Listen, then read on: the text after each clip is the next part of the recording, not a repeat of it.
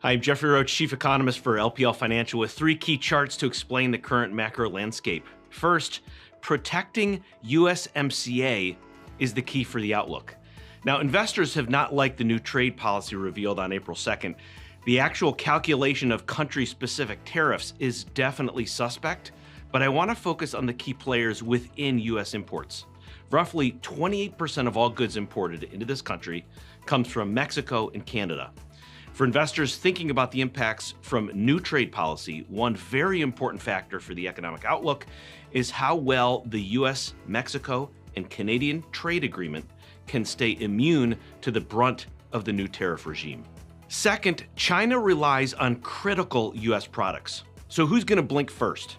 As of this recording, the U.S. and China are on the cusp of a trade war, and if we are to analyze who's going to concede first, we have to identify who has the most risk to their country.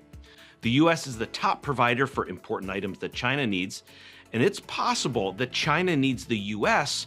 more than the U.S. needs China. This is indeed a dangerous game, since both countries will feel the stress, but we think China may feel the greater pressure. Third, higher yields from stagflation, royal plans. One of Treasury Secretary Scott Bessent's goals is to help relieve some pressure in the fixed income markets and get yields lower.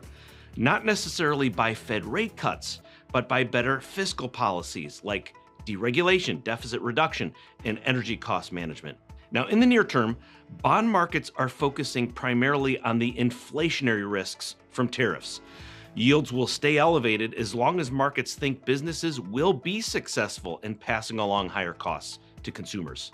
Well, that's all for now. If you want more insights on global market trends, follow us on social media and take care.